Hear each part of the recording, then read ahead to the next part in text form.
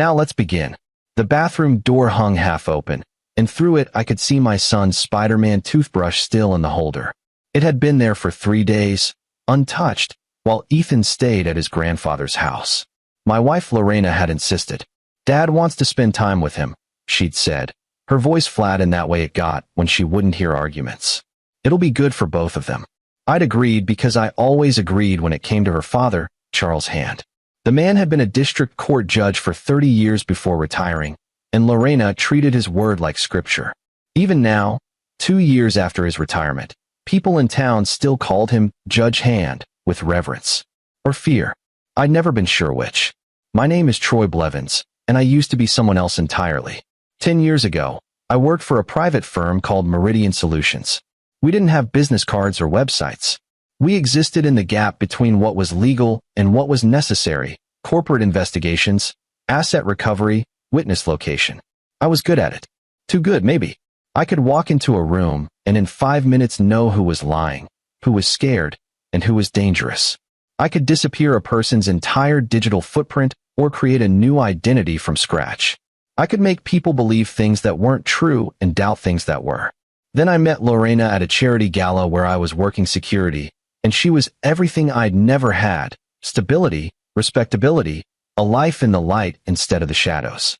She was a high school guidance counselor with a kind smile and connections to the right families in our mid-sized Ohio town of Ashford. When she got pregnant 6 months into our relationship, I saw it as a sign. Time to be someone real, someone normal. I took a job managing a sporting goods store, learned about fishing reels and basketball shoes instead of surveillance equipment and background checks. I was Troy Blevins, retail manager, husband, father.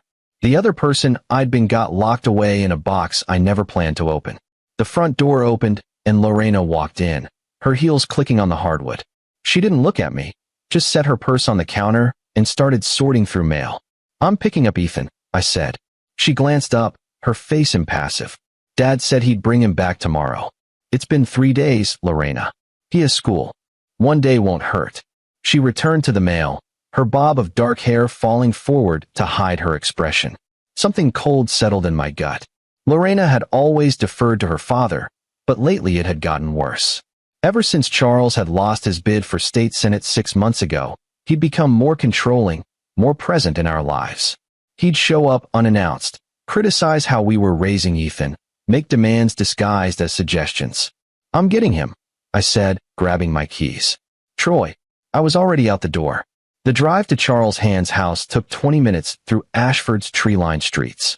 His place sat on 5 acres at the edge of town, a colonial-style mansion he'd bought with his wife's family money. She'd died 5 years ago, and he'd lived alone there since, though alone was relative. People still visited constantly, asking favors, seeking advice, treating him like he still sat behind a bench instead of brooding in a too-large house. His Mercedes was in the circular driveway. I parked behind it and knocked on the front door. No answer. I knocked again, harder. "Mr. Hand?" "It's Troy.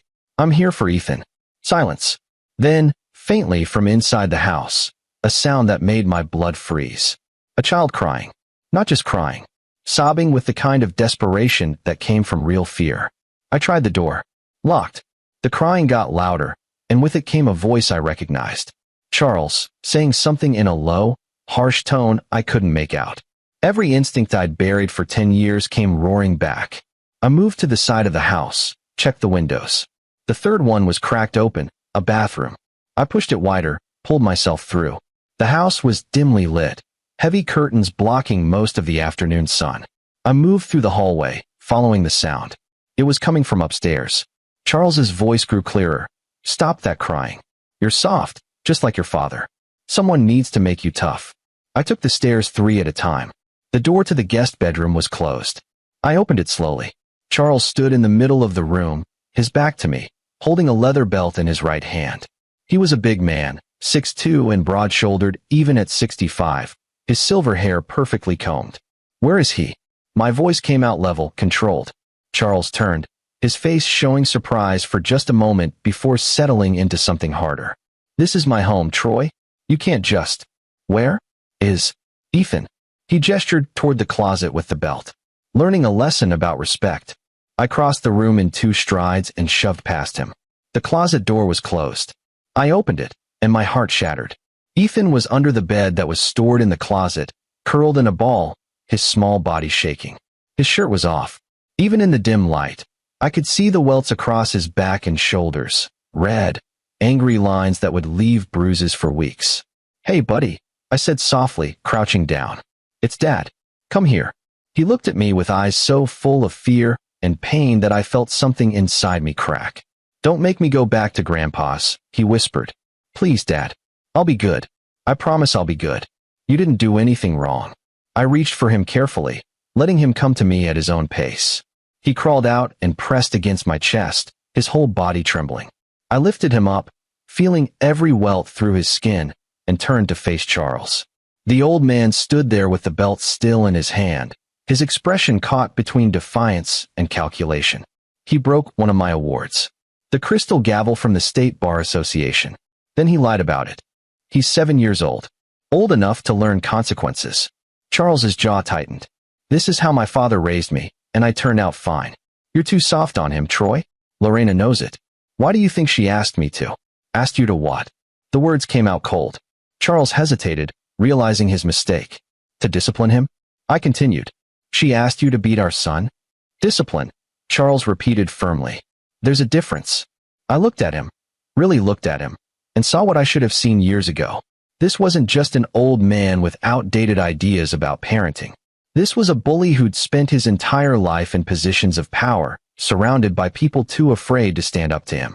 He'd been a judge, used to his word being final, his authority absolute.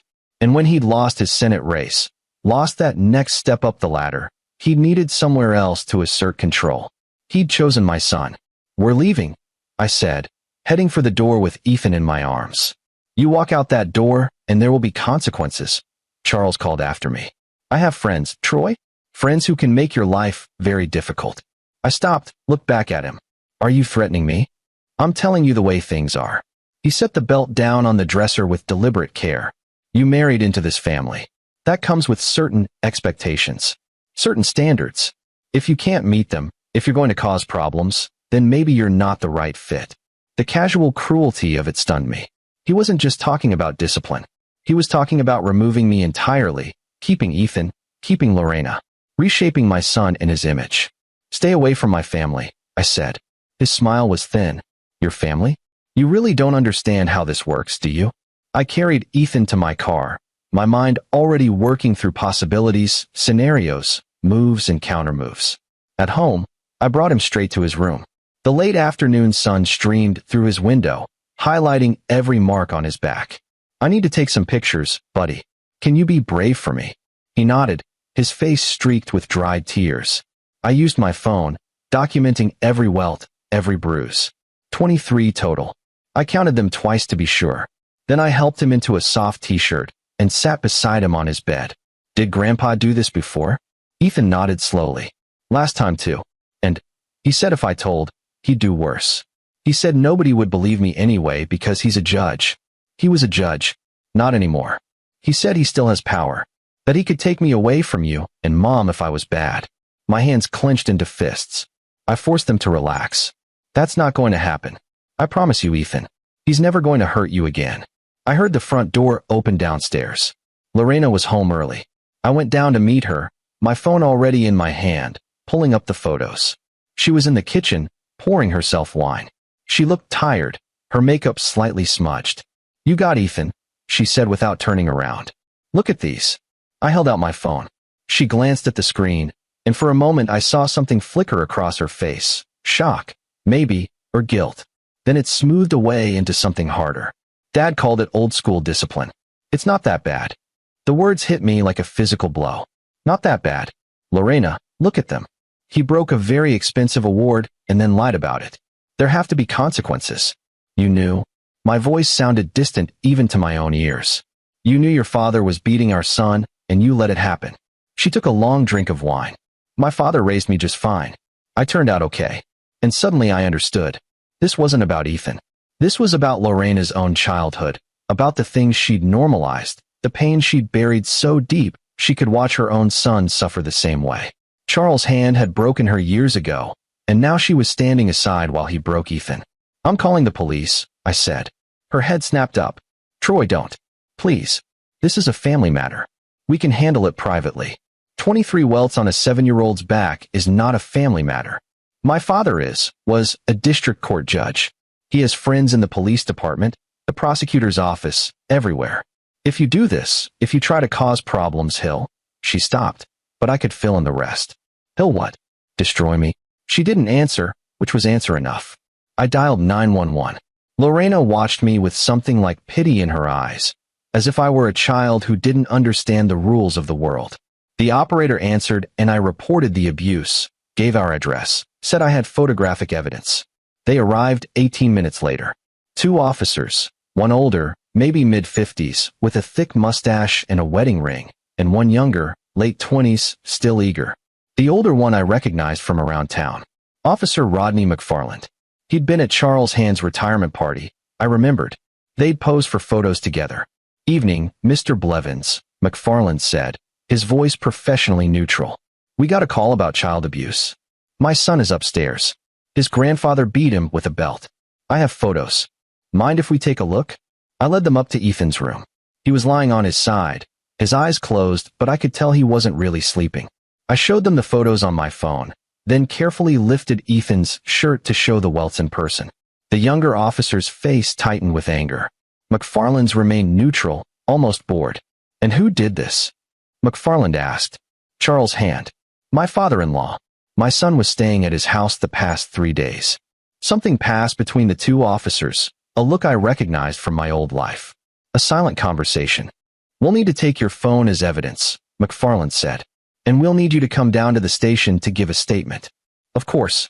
Whatever you need." "Actually," McFarland continued, pulling out handcuffs, "we're going to need you to come with us now." The younger officer looked surprised. "Rod, I don't think." "Troy Blevins, you're under arrest for assault and battery, making false claims to law enforcement, and attempted extortion." The world tilted. "What? Judge Hand called us 20 minutes ago. Said you broke into his home, assaulted him, and are trying to blackmail him with false abuse allegations." McFarland's face was stone. He had photos too. Bruises on his arms from where you grabbed him. A broken window where you forced entry. "That's insane. I have evidence. We'll sort it all out at the station. Turn around, please." The younger officer, his name tag said Griffin, spoke up. "Shouldn't we at least look at his photos first? The kid's injuries are probably from him," McFarland said flatly. Judge Hand suggested the father might be the real abuser, trying to frame him. "It's not uncommon in custody disputes." "There's no custody dispute," I said, but I could hear how weak it sounded. Lorena appeared in the doorway. She looked at me, at the handcuffs, and her face showed no surprise at all. She'd known this would happen. Charles had probably called her right after I left his house, told her the plan. "Troy has been under a lot of stress lately," she said quietly. "He's been different. Aggressive. Lorena, tell them the truth." She looked away. "I think it's best if you go with them, Troy. Clear this up." McFarland grabbed my arm, and every instinct screamed at me to fight, to run, to do something. But Ethan was watching from his bed, his eyes wide with fresh fear, and I couldn't let him see his father dragged away in violence. So I let them cuff me. Let them walk me down the stairs and out to their cruiser while neighbors peered through curtains. Let them push me into the back seat like a criminal. As we pulled away, I caught a glimpse of Lorena in the doorway, her phone already to her ear, probably calling her father, probably telling him it was done. But what none of them knew, not Lorena, not Charles, not the corrupt cop sitting in the front seat, was that Troy Blevins, retail manager, wasn't the only person I knew how to be. And the person I used to be didn't lose. The holding cell smelled like disinfectant and desperation. They'd processed me through booking, fingerprints, photos, personal effects collected in a plastic bag. McFarland had done it all with mechanical efficiency, his face showing nothing. Now I sat on a metal bench, my mind racing through possibilities. This wasn't just Charles Hand being vindictive. This was planned, coordinated. He'd probably started setting up his counter-narrative the moment I'd left his house with Ethan. Injured himself to create evidence, called his police connections, coached Lorena on exactly what to say. The man had been a judge for 3 decades. He knew how the system worked, how to manipulate it. He'd probably done this before, used his position to make problems disappear, protect himself and his allies, crush anyone who threatened him. But he'd made one critical mistake. He'd assumed I was nobody, just his daughter's husband, some retail worker with no connections, no resources, no way to fight back. The cell door opened. A public defender walked in, a tired-looking woman in her 40s with papers under her arm. "Mr. Blevins? I'm Patricia Warren. I've been assigned to your case. When do I get arraigned?" "Tomorrow morning. But we need to talk about your situation." She sat beside me, opening a folder. "The charges are serious. Breaking and entering, assault, filing a false report, attempted extortion. The prosecutor is pushing for no bail." "On what grounds?" "Flight risk. The complainant, Judge Charles Hand, claims you've made threats, that you're dangerous." She glanced at her notes. "He's also filed for an emergency protective order. If you make bail, you can't go within 500 feet of him or your home." "My home? My son is there." "Your wife supports the protective order. She's claiming you've been unstable, that she's afraid for her and your son's safety." I laughed, a harsh sound in the small space. "My son's back is covered in welts from where her father beat him with a belt." "Do you have evidence?"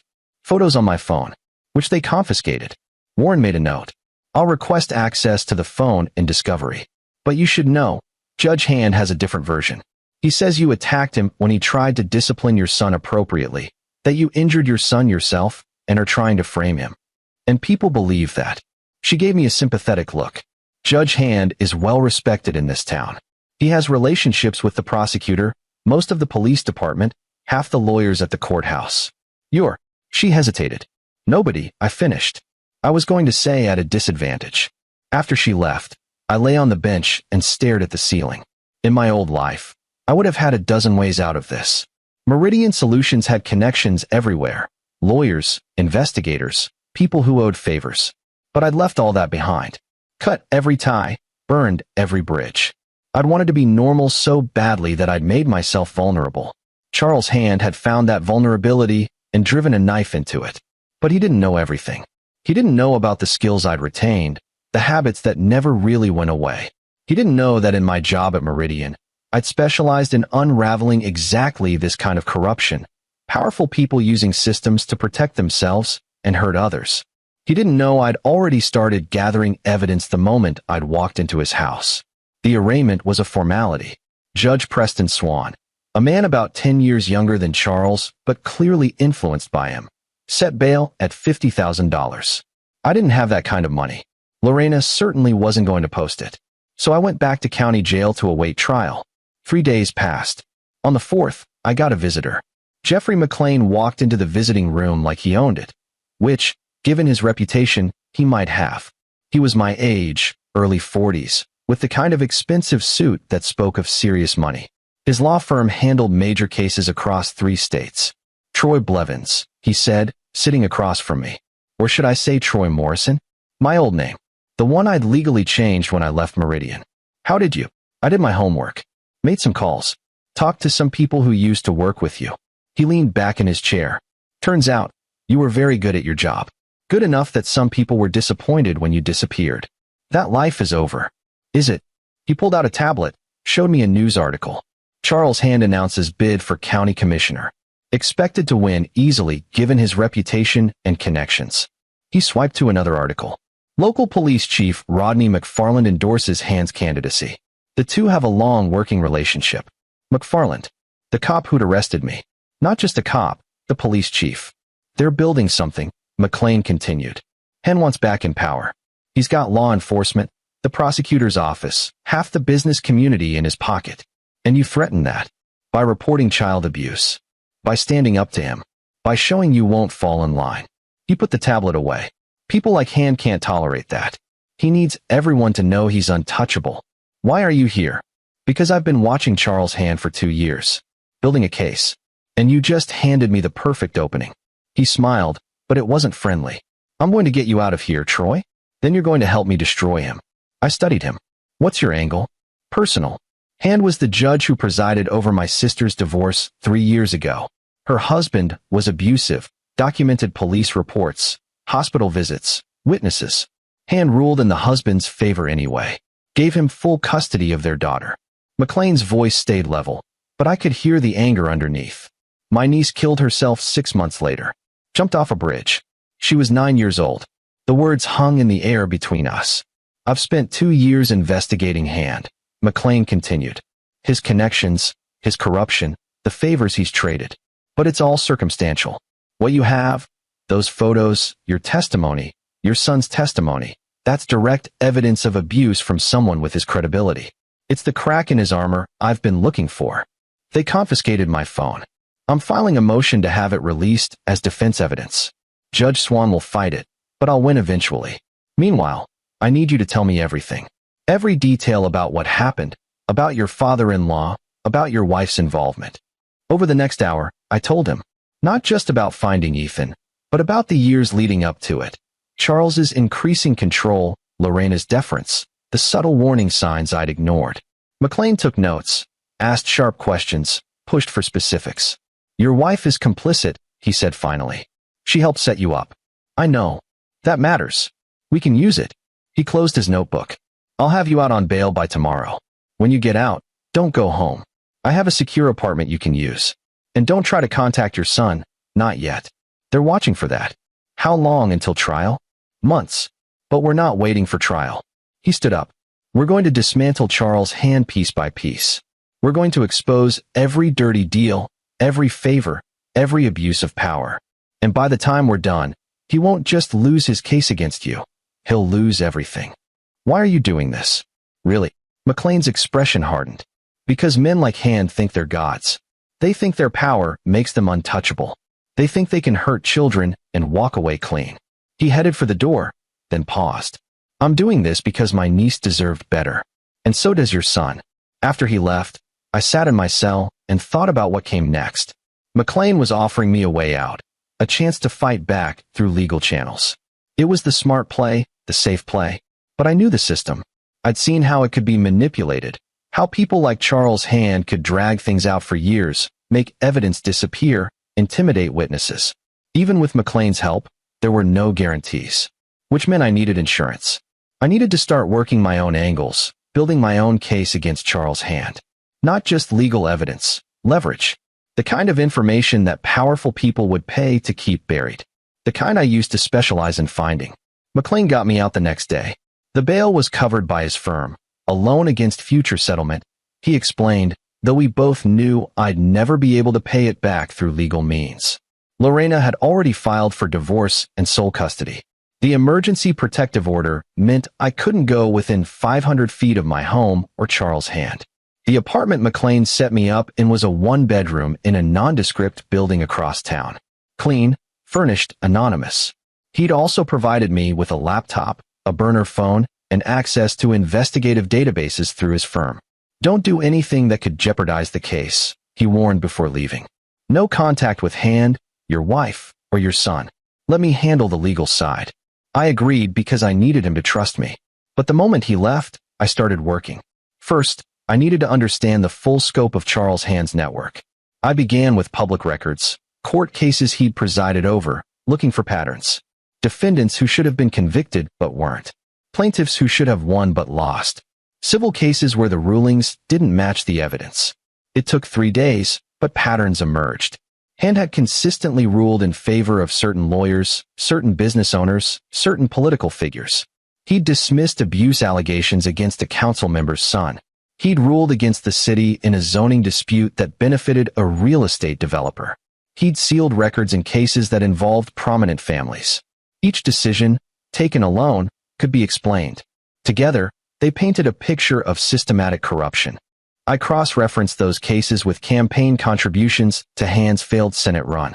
The same names appeared: the real estate developer, the council member, the business owners. They'd all donated. Some had held fundraisers.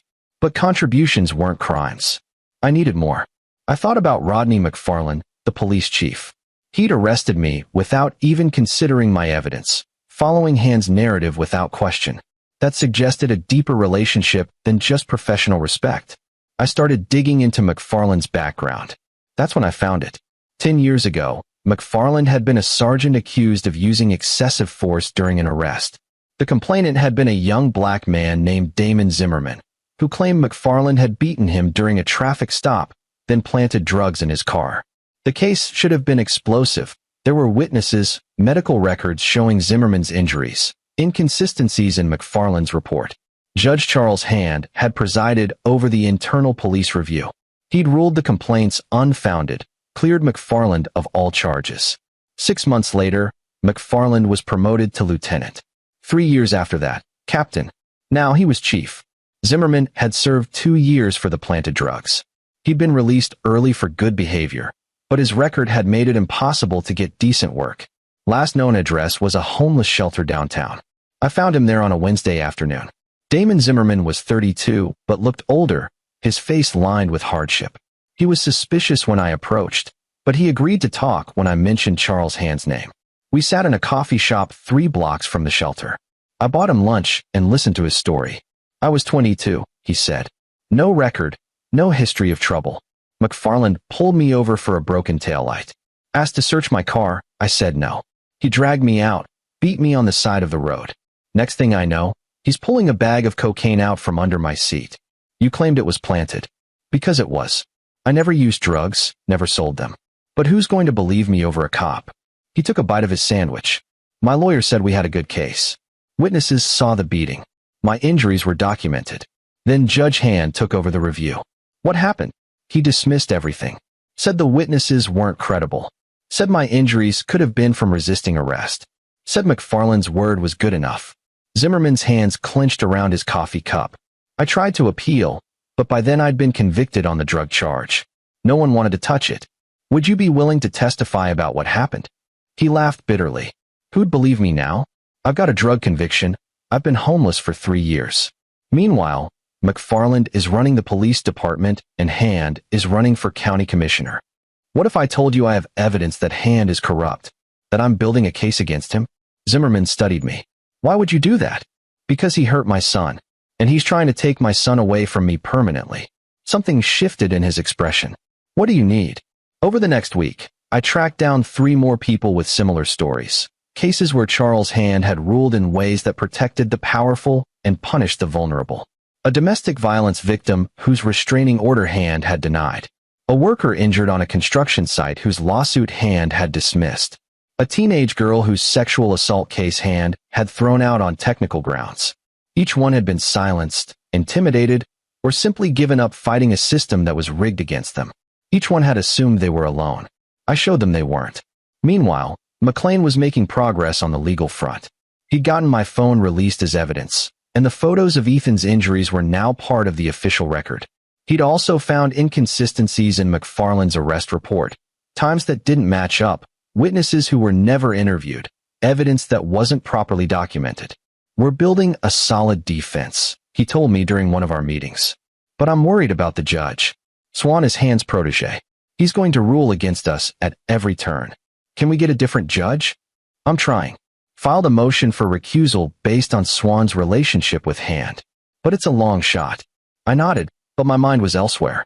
Because I'd found something else in my research, something that could change everything. Charles Hand owned a hunting cabin in the woods 50 miles outside Ashford. According to property records, he bought it 15 years ago through an LLC. The LLC had been dissolved 7 years ago, but the property had never been transferred. Technically, it was in legal limbo. More interesting, cell phone records, which I shouldn't have had access to but did, thanks to skills from my old life, showed that Hand had been at the cabin the day before my arrest. He'd stayed there for 3 hours. I decided to take a drive. The cabin was exactly what I expected, rustic, isolated, surrounded by dense forest. No neighbors for miles. I parked down the road and approached on foot, checking for security cameras. There were none visible, which fit Hand's profile. He was arrogant enough to think no one would dare investigate him. The front door was locked, but the skills from Meridian Solutions came back easily. Inside, the cabin was furnished simply. A main room with a fireplace, a small kitchen, 2 bedrooms. Everything was clean, well-maintained. Someone came here regularly. I searched methodically, looking for anything that might be useful. In the master bedroom closet, behind a stack of old clothes, I found a lockbox. It took me 5 minutes to crack it. Inside were documents. Lots of them. Contracts, financial statements, letters, all involving Charles Hand and various business associates. There were also photographs. Not the kind you'd show at family gatherings. I photographed everything with my burner phone, then carefully put it all back exactly as I'd found it. Let Hand think his secrets were still secret. Back at the apartment, I went through the photos. The documents detailed a network of corruption that went deeper than I'd imagined. Hand had been accepting bribes for favorable rulings for years. Cash payments, property deals, campaign contributions funneled through shell companies. The amounts were staggering. Hundreds of thousands of dollars over his career. The photographs were worse. They showed Hand with various women in compromising positions. Some of the women looked young. Too young. I cross-referenced faces against missing persons reports, social media, yearbook photos from the local high school. 3 of them had been students at Ashford High when the photos were taken. One of them had been in Lorena's guidance counseling group. I sat back, feeling sick. This wasn't just corruption. This was predatory behavior, possibly criminal, involving minors. And if Lorena had been involved in her guidance counseling role, if she'd known and looked away, she was complicit in more than just child abuse. This was the leverage I needed. Not just to defend myself in court, but to destroy Charles' Hand completely. But I had to be careful. Release this information wrong and it could backfire, be dismissed as fake, get me arrested for more crimes. I needed to control the narrative, choose the perfect moment to strike. I called Jeffrey McLean. I need to show you something, I said. And then we need to talk about changing our strategy. McLean came to the apartment that night. I showed him everything, the documents, the photographs, the evidence of corruption and abuse going back years. His face got harder with each new revelation. Where did you get this? He asked finally. Do you really want to know? Probably not. He was quiet for a moment. This is explosive, but also dangerous. If we present this wrong, if we can't verify it, it could destroy our credibility. I can verify it. I have sources people Hand has hurt. They'll testify once they know they're not alone. And the photographs of the students? I've identified 2 of them. Both are over 18 now. If they're willing to talk. McLean nodded slowly. We need to approach them carefully. Trauma-informed. Make sure they understand they're not on trial. I can do that. It's what I used to do. He gave me a sharp look. Who were you really, Troy? Before you became a retail manager? Someone who found people's secrets and decided what to do with them. I met his gaze. Someone who was very good at it. And you're willing to become that person again? I never stopped being him. I just pretended for a while. McLean stood up, paced the room. If we do this, if we go after Hand with everything, we can't hold anything back. It's scorched earth. He'll fight back with everything he has. He'll try to destroy you, me, anyone associated with this. He's already trying to destroy me. The difference is now I'm going to fight back. All right. McLean's expression was grim. Then let's bury him. Over the next 3 weeks, we built our case. McLean worked the legal angles while I worked everything else. I contacted the 2 women from the photographs, approached them carefully, explained what I had and what I wanted to do with it. One refused to get involved. The trauma is still too raw even years later. The other, a woman named Alicia Avery, agreed to testify. She'd been 17 when Hand had mentored her through his connection to the high school. The relationship had been inappropriate, possibly illegal, definitely abusive. He made me feel like I had no choice, she told me during our first meeting. He was this important judge, this respected man. Who was going to believe me? I believe you, I said. And I'm going to make sure everyone else does too. I found more victims, not of sexual abuse, but of Hand's corruption and cruelty. Each one added another layer to the picture of a man who'd spent decades using his power to hurt people and protect himself. Meanwhile, my trial date approached. McLean had managed to get Judge Swan recused based on his relationship with Hand, and the case had been assigned to a visiting judge from another county, someone who didn't owe Hand any favors. It was a small victory, but significant. Then, 2 days before trial, something unexpected happened. My son Ethan ran away. He'd been staying with Lorena at our house under the protective order, but apparently he'd snuck out in the middle of the night and made his way across town to McLean's office. The security guard found him there at 6 a.m., sitting outside the locked door.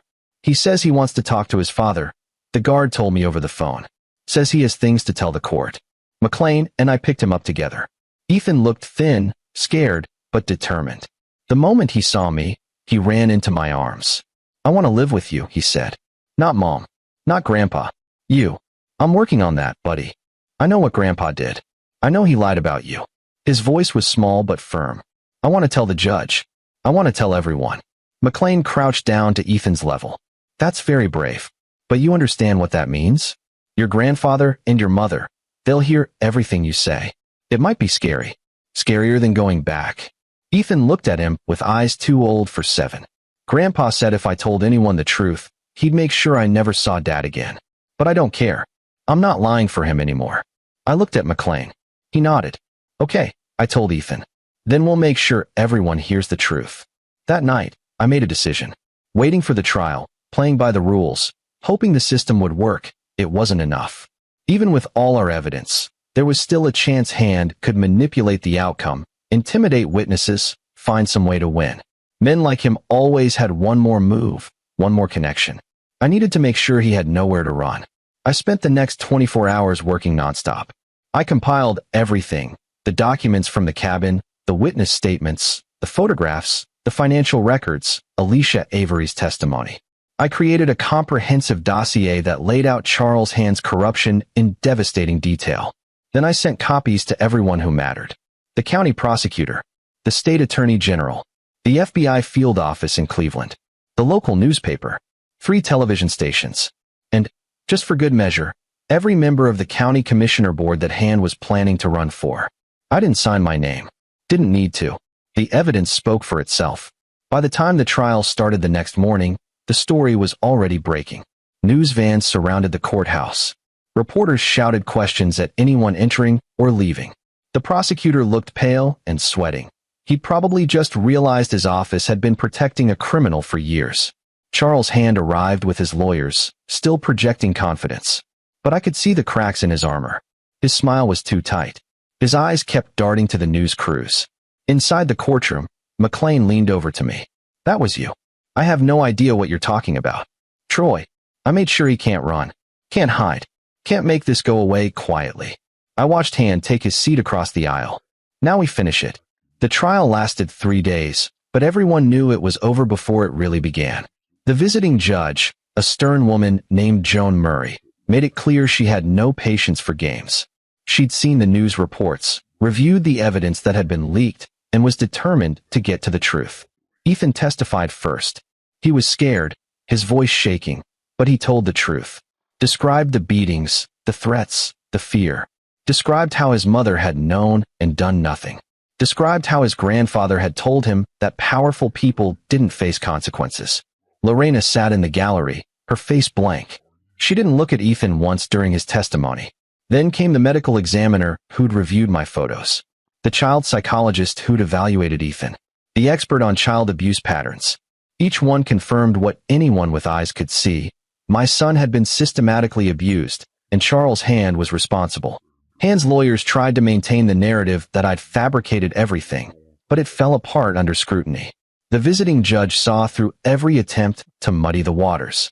On the second day, Alicia Avery testified.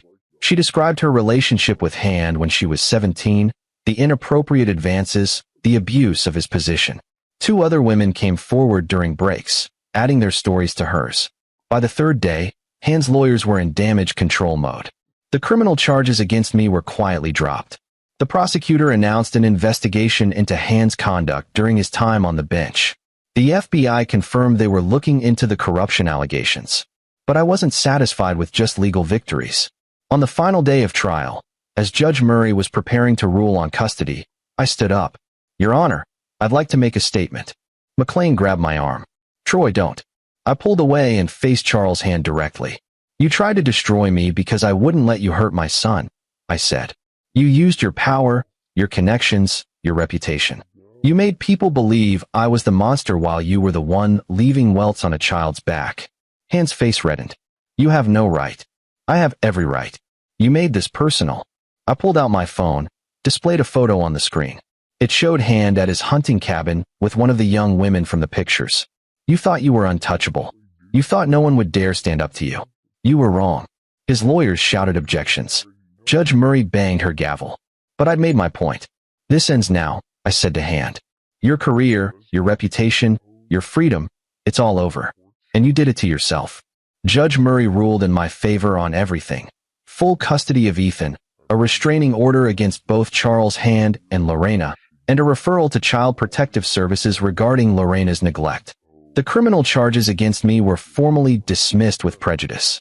But the real victory came 2 weeks later when the state attorney general filed charges against Charles Hand for abuse of office, accepting bribes, and multiple counts of sexual misconduct with minors. Rodney McFarland was placed on administrative leave pending investigation. 3 other officials in Hand's network resigned before they could be implicated. The house of cards collapsed exactly the way I'd planned. I picked Ethan up from the temporary foster placement where he'd been staying during the final legal proceedings. He was quiet on the drive to our new apartment, a bigger place McLean had helped me find, in a better neighborhood, far from any memories of Lorena or her father. Is it really over? Ethan asked as we pulled into the parking lot. The legal part, mostly. Your grandfather is going to prison. Your mother. I paused, choosing words carefully. She's going to have to face what she did. What she let happen. I don't want to see her. You don't have to. Not until you're ready. Maybe not ever. We walked up to the apartment together. Inside, I'd already set up his room. New bed, new toys, posters of his favorite superheroes. A fresh start. That night, after Ethan fell asleep, I sat on the couch with a beer and thought about everything that had happened. About the person I'd had to become again to protect my son. About the lives I'd upended, the secrets I'd exposed, the destruction I'd caused. I didn't feel guilty. Men like Charles Hand existed because people let them. Because victims stayed silent out of fear. Because the system protected the powerful and ignored the vulnerable. Someone had to break that cycle. Someone had to show that power and connections and reputation weren't enough to escape consequences. This time, that someone was me. My phone buzzed with a text from McLean. Hand pled guilty to 3 counts. 15 to 20 years. McFarland indicted. Your wife's lawyer called. She wants to surrender parental rights voluntarily rather than face a custody trial. I typed back, accept the surrender. She made her choice. Another text came in, this one from an unknown number. I almost deleted it, then saw the message. Thank you. You gave me my voice back. Alicia. I stared at it for a long time. Then I forwarded it to Damon Zimmerman and the other people I'd interviewed during my investigation. People who'd been hurt by Hand and thought they had to carry that pain alone. Maybe that was the real victory. Not the legal outcome, not Hand's arrest, not even getting my son back. It was showing people that they could fight back. That bullies and abusers and corrupt officials weren't invincible. That sometimes the good guys win. 3 months later, I stood in family court as Judge Murray signed the final custody order. Ethan was officially and permanently mine. Lorena had relinquished all parental rights without contest, probably under advice from her lawyer that fighting would only expose her complicity further. After the hearing, McLean pulled me aside in the courthouse hallway. What are you going to do now? He asked. Be a father. That's all I ever wanted. You're wasted in retail, you know. With your skills. I'm done with that life, Jeffrey. I used what I had to use to protect my son. But I'm not going back to being an investigator. Fair enough. He shook my hand. But if you ever change your mind, I could use someone like you. We're getting a lot of cases similar to this one. Powerful people abusing their positions. Victims who need someone willing to dig deep and fight dirty. You mean legally fight dirty? He grinned. Of course. Strictly within the bounds of the law. I laughed. We both knew that was flexible. A few weeks later, I got a call from Charles Hand's attorney. Hand wanted to speak with me before his sentencing. I almost refused, then thought about it. Maybe there was value in hearing whatever final words he wanted to say. They brought him into the meeting room at the county jail wearing an orange jumpsuit, his hands cuffed. The powerful judge was gone. In his place was an old man facing the end of his life in prison. You destroyed me, he said without preamble. No, you destroyed yourself. I just made sure everyone saw what you really were. I was doing what I thought was right. Ethan needed discipline. You beat a 7-year-old until his back was covered in welts. Don't pretend that was about discipline. Hand's jaw tightened. And the rest? The things you leaked? Some of those relationships were consensual. Some of those women were 17. Students. Under your mentorship. I leaned forward. You groomed them, Charles. Just like you tried to groom Ethan into accepting abuse as normal. He was quiet for a long moment. Then, what about Lorena? Your wife. You ruined her life too. She chose you over our son. That was her decision. She's my daughter. I raised her. You broke her. And she was about to let you break my son the same way. I stood up. I'm done here. Wait. His voice cracked. Does he ever ask about me? I looked at him, really looked at him, and saw not the powerful judge or the corrupt politician, but a pathetic old man who'd thrown away everything for the illusion of control. No, I said. He doesn't. You're already forgotten. I walked out without looking back. 6 months after everything ended, Ethan and I settled into our new life. He was in therapy, working through the trauma. Some days were hard. Nightmares, anxiety, moments of fear that it might all happen again. But he was healing. Slowly, steadily, he was becoming just a kid again. I'd taken a new job managing an outdoor recreation center. It paid less than the sporting goods store, but the hours were better and I could bring Ethan to work sometimes. We'd go fishing in the lake out back, or he'd play on the climbing walls while I handled paperwork. One Saturday afternoon, we were out on the water when Ethan asked, "Dad, did you used to do something else? Before the store?" "Why do you ask?" "Because when all that stuff happened with Grandpa, you knew exactly what to do. Like you'd done it before. Smart kid. I used to help people who were in trouble. Find information they needed. Solve problems. Like a detective? Sort of. But not with the police. Private." He thought about that, his fishing line dangling in the water. "Did you like it?" "Parts of it. But I like this better." I gestured at the lake, at him. "Being here with you. Even though we had to fight Grandpa. Even though everything got scary. Especially because of that. Because now I know what matters." I reeled in my line, cast it out again. I used to think I wanted a normal life. A regular job, a quiet family. But normal isn't what matters. What matters is protecting the people you love. Fighting for what's right. Being brave when you need to be. Ethan was quiet for a while. Then, "You were really brave, Dad." "So were you. You told the truth even when you were scared. That's the bravest thing anyone can do." We fished until sunset, talking about nothing important. School, friends, the new video game he wanted. Normal things. The kind of conversations I'd thought I'd lost forever when the police showed up at my door 6 months ago. But we got them back. Not because the system worked. The system had been rigged against us. We got them back because I'd refused to let Charles' hand win. Because I'd used every skill, every connection, every piece of leverage I had to protect my son. Some people might say what I did was wrong. That I should have trusted the legal system, waited for justice through proper channels. But I'd seen too much corruption, too much abuse of power, to believe that justice always comes through proper channels. Sometimes you have to make your own justice. Sometimes you have to become the thing you left behind to save what matters most. And I'd do it all again without hesitation. That night, after Ethan went to bed, I sat on the balcony and looked out at the city lights. My phone buzzed, a message from Jeffrey McLean, another case. Father with custody claiming mother is abusing the kids. Judge won't listen because the father has a record. Sound familiar? I stared at the message for a long time. I told McLean I was done with that life. Done being an investigator, done digging into people's secrets, done fighting the kind of battles that required you to get your hands dirty. But I also knew what it felt like to have a system stacked against you. To watch your child suffer and feel powerless to stop it. To know that somewhere, someone with power was hurting people and getting away with it because no one would stand up to them. I typed back, "Send me the details." Because maybe I wasn't done after all. Maybe this was who I'd always been meant to be. Not a retail manager pretending to be normal, but someone who fought for people who couldn't fight for themselves. Someone who understood both the system and how to work around it. Someone willing to cross lines that others wouldn't. Jeffrey McLean had called it scorched earth. Maybe that's what justice sometimes required. Burning down the corruption completely so something better could grow in its place. I looked back through the sliding door at Ethan's closed bedroom door. Everything I'd done, every rule I'd bent, every secret I'd exposed, it was all for him.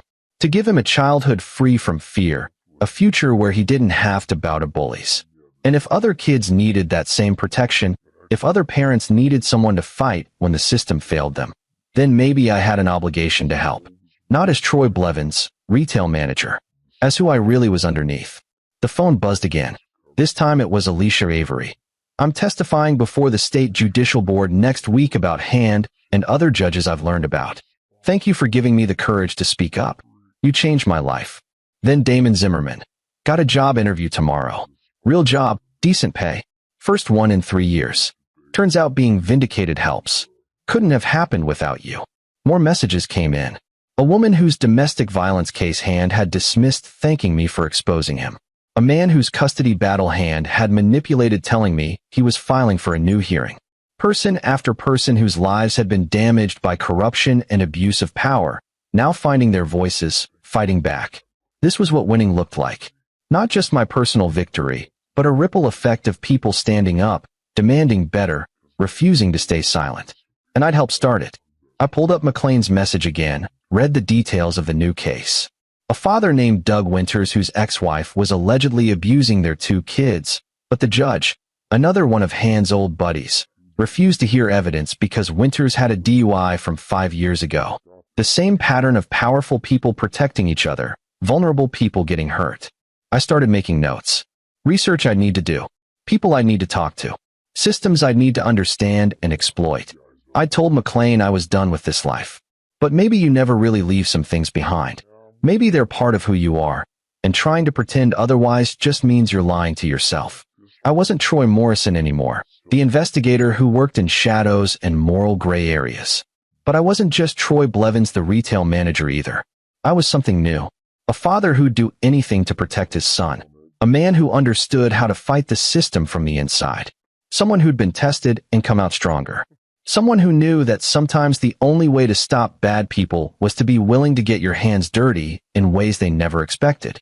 The next morning, I called Jeffrey McLean. About that case, I said. I'm in. You sure? This could get complicated. The judge involved has connections. The mother has family money. I'm sure. Doug Winters and his kids deserve someone in their corner. Someone who knows how to fight. All right. Come by the office Monday. We'll go over everything. One condition, I added. My son comes first. Always. If I have to choose between a case and Ethan, I choose Ethan. Understood. That's actually why you're perfect for this. You understand what's at stake better than anyone. After I hung up, I made breakfast for Ethan. Pancakes, his favorite. He came stumbling out of his room still half asleep, his hair sticking up in every direction. Morning, buddy. Morning. He climbed onto a stool at the counter. Can we go to the climbing gym today? Sure. But first I need to tell you something. I set a plate in front of him. I'm going to be helping some people who are having problems. Problems kind of like what we went through. His eyes widened. With bad judges? Sometimes. Other times with different kinds of bad people. But always people who are hurting kids or families. Are you going to be a detective? Something like that. I'll be working with Mr. McLean, the lawyer who helped us. Doing investigations, finding evidence, helping people who can't get help other ways. Ethan thought about this while chewing his pancake. Then, will it be dangerous? Sometimes. But I'll be careful. And you'll always be my first priority. Nothing is more important than you. Good. He took another bite. 'Cause you're the best dad ever. Other kids should have dads like you. My throat tightened.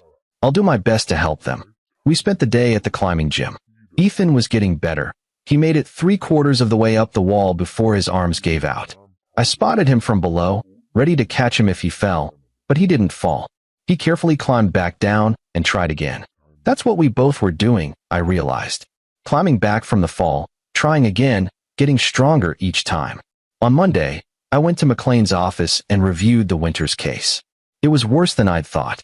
The mother, Misty Hendricks, had a long history of instability, 3 prior marriages, restraining orders filed against her by previous partners, allegations of substance abuse. But she also had money and family connections. Doug Winters, on the other hand, was a mechanic with a DUI from when he was 25 and not much else. He'd been trying for 2 years to get custody of his kids, ages 9 and 6. The kids had told their school counselor about bruises, about being locked in their rooms as punishment, about their mother's erratic behavior. But Judge Eric Rowe, an old golfing buddy of Misty's father, kept ruling in her favor. Same pattern, McLean said. Power protecting power. The vulnerable getting crushed. What's our entry point? I filed for an emergency custody hearing based on new evidence. The school counselor's reports that Rowe ignored. But I need someone to investigate Misty's current situation. Document what's really happening. Find evidence strong enough that even Rowe can't ignore it. You need someone who can work outside the lines. Exactly. He handed me a file. Everything we have so far. Names, addresses, financial records. Think you can find what we need. I opened the file and scanned the contents. Already patterns were emerging. Inconsistencies in Misty's story, gaps in the court records, connections that shouldn't exist. Yeah, I said. I can find it. Over the next few weeks, I fell back into old rhythms. Surveillance, interviews, research, following paper trails and digital footprints, talking to people who'd been afraid to speak up before, teachers, neighbors, ex-husbands, building a picture of who Misty Hendricks really was versus who she pretended to be in court. The evidence was damning. Current substance abuse, violent outbursts, neglect of her children's basic needs. I documented everything, built an airtight case. But I also found something else. Judge Rowe wasn't just biased, he was being paid. Misty's father had directed substantial campaign contributions to Rowe's last retention election. There were also personal loans, business deals, connections that constituted clear conflicts of interest. I gave it all to McLean. He filed for Rowe's recusal and got it. The case was transferred to a different judge, and within 2 weeks, Doug Winters had full custody of his kids.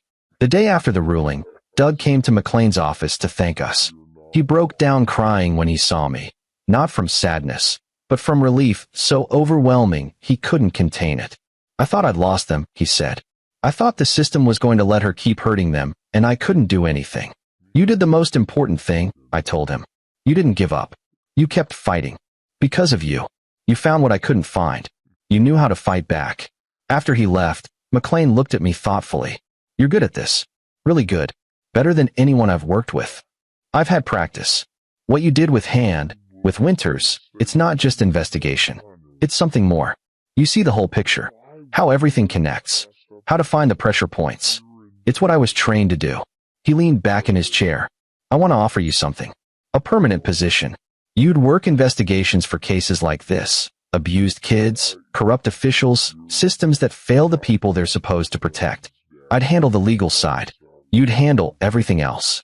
Everything else meaning the parts that might not be strictly legal. Let's call it creative investigation. Within bounds that protect the people we're helping. I thought about it. About Ethan. About the life we were building.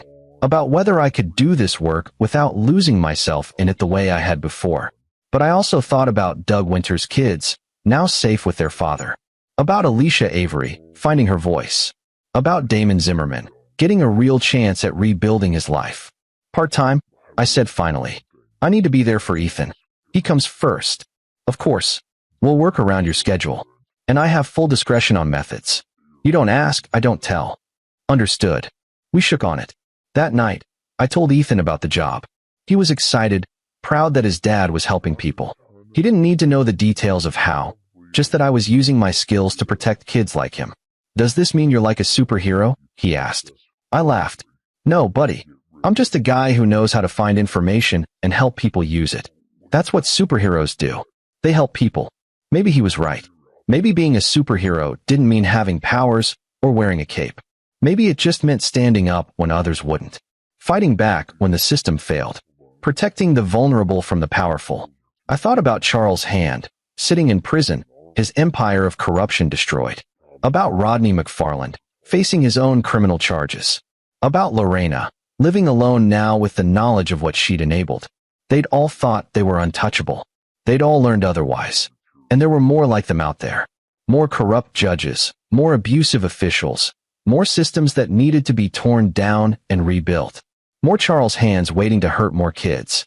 But there were also more people like me.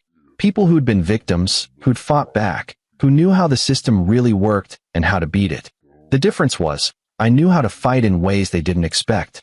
I knew how to be patient, methodical, ruthless when necessary. I knew how to turn their power against them. And now I had a new purpose. Not just protecting my own son, but helping other fathers, other mothers, other families who'd been failed by the people who were supposed to help them. Jeffrey McLean called it creative investigation. I called it justice. 6 months later, I'd helped with 8 more cases. Some went smoothly. Evidence was found. Bad actors were exposed. Victims got protection. Others were harder, required more creative solutions, pushed boundaries further than I'd have liked. But in every case, the outcome was the same. People who'd been hurt found safety, and people who'd been abusing power faced consequences. Word spread quietly, not through advertising or publicity, but through the network of people we'd helped. A father in the next county overheard about Doug Winters and called. A teacher whose student was being abused heard about my work with Ethan and reached out. Each case led to another, like dominoes falling. And with each case, I got better, more efficient, more effective. The skills from my old life at Meridian came back fully, sharpened by new purpose. I wasn't just finding secrets anymore. I was using them to protect people who needed protection. Ethan thrived. Therapy helped. Time helped. But more than anything, knowing he was safe helped. Knowing his father had fought for him and won helped. He was still just a kid, but he was becoming a stronger kid. More confident.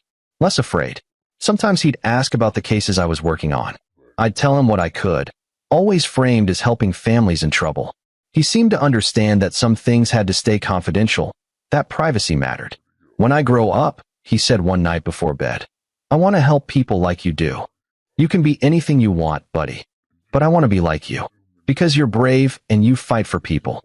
I tucked him in, kissed his forehead. You're already braver than me. You told the truth when it was scary. You stood up to people who try to hurt you. That's real courage. After he fell asleep, I sat in the living room and thought about how different life had become from where it had been a year ago. Back then, I'd been trying so hard to be normal, to fit into a safe, predictable existence. I'd buried who I really was because I thought that was what being a good father meant. Turned out being a good father meant being willing to become whoever you needed to be to protect your child. Even if that meant embracing the parts of yourself you tried to leave behind. My phone buzzed. Another message from McLean. Big case. Senator's daughter claiming her father abused her. Nobody will investigate because of who he is. Interested, I typed back immediately. Send me everything you have. Because this was who I was now. Not Troy Morrison, the covert investigator. Not Troy Blevins, the retail manager. Something new, forged in the fire of protecting my son from Charles' hand. I was the person who stood between powerful predators and vulnerable victims. The person who knew how to fight dirty when clean fighting wouldn't work. The person who understood that sometimes you had to be ruthless to achieve justice. And I was damn good at it. Outside my window, the city stretched out into darkness. Thousands of lives being lived, thousands of stories unfolding. Some of those stories had happy endings. Some didn't. But for the ones that needed a different ending, for the families trapped by corruption and abuse, for the children suffering while systems failed them, for them, I'd be there. Ready to fight. Ready to win. Because I'd learned the most important lesson of all. Power doesn't protect you from consequences. It just delays them until someone like me comes along. This is where our story comes to an end. Share your thoughts in the comments section. Thanks for your time. If you enjoy this story, please subscribe to this channel. Click on the video you see on the screen, and I will see you there.